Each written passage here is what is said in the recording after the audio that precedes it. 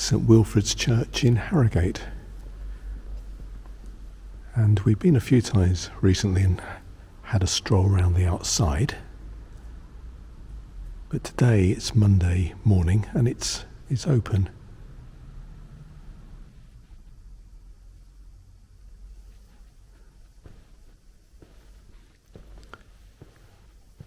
Very ornate building.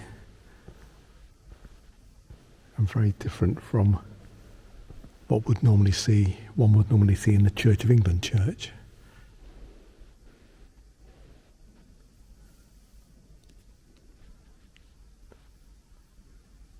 Just looking towards the west end and walking through the nave and heading towards the font and these beautiful windows which are well illuminated by the light today.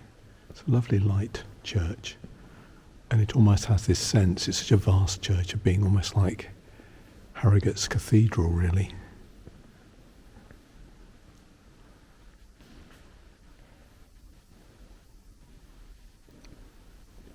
And above the font there's a stylized image of a dove, and then stylized impression of flame.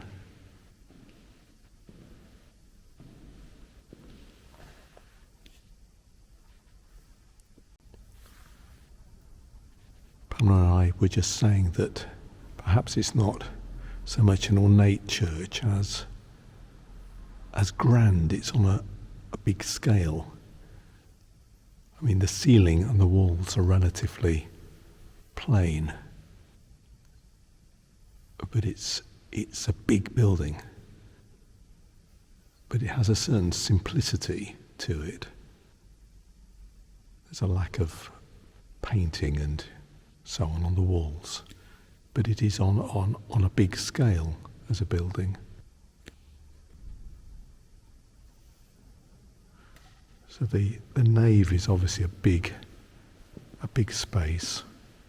And you've got the smaller chapels to either side, which are on a smaller scale, perhaps more intimate or meditative settings.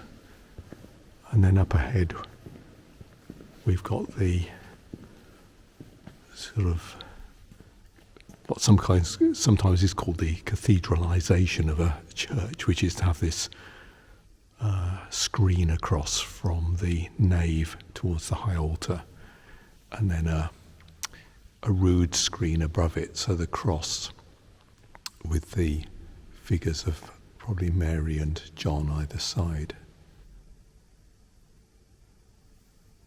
And then more stained glass at the east end. And the pulpit itself, I don't know how well this is coming out in the light, the pulpit itself has got various figures on, which look like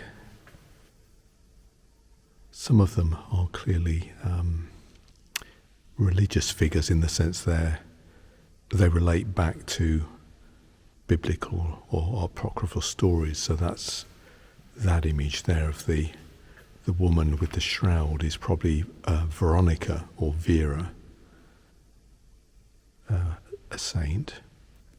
But it looks to me as though some of the other figures, possibly these ones here, are scholars, translators of the Bible, scribes of more recent times. And the building itself, I'll put some captions on, is from the early 20th century. It's not that old, relatively speaking. Just walking down to this aisle to the left of the choir area and the high altar.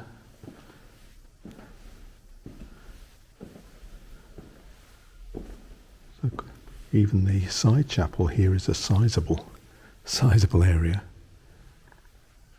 And the quite ornate high altar.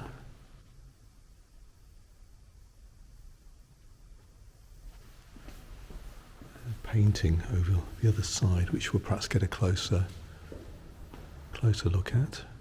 She might be, at a guess from here, I don't know, we'll have a close look at it, perhaps Jesus appearing to the two travellers on the way to Emmaus. Might be. And then what is very unusual for a regular church, you get this area, an apse, where one can head round beyond the high altar, and then there is a smaller chapel right at the east end.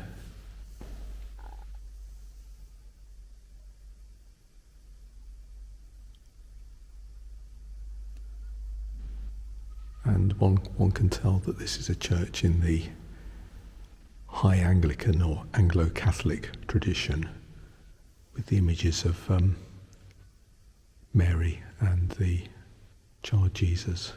Then we can head round this way. So that is described as the Lady Chapel, and it's very much that, Our Lady Chapel meaning Our Lady, the Virgin Mary. Then we can walk along the south aisle.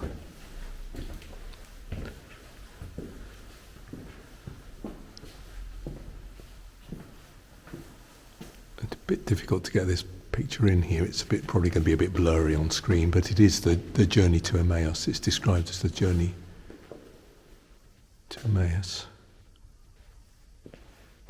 Standing in the choir area, looking through the screen to the nave. And the inscription below the painting reads, "In ever-loving memory of Lieutenant A.G. Leighton Mullen, Royal Air Force, who was killed in action in Mannheim, August the 22nd, 1918, aged 22. So again, one wonders about the story there. Who was that young man? What had his war service been like? And the Royal Air Force wouldn't have existed for very long before he was killed in action. And of course he died not long before the end of the war itself. And the plaque here gives us the vicars.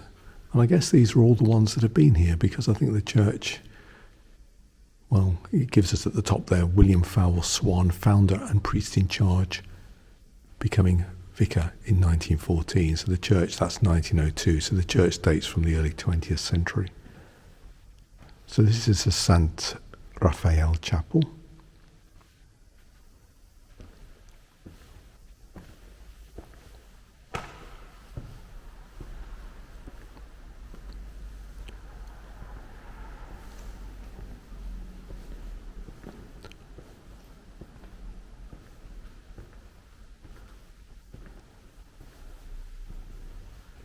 So this is another tiny wee place. Very quiet, very intimate.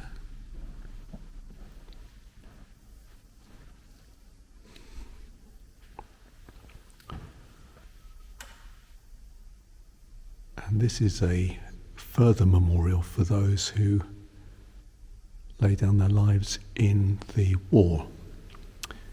And I suspect the First World War. And then we have further seating in this transept on the south side with a huge high ceiling and stained glass again.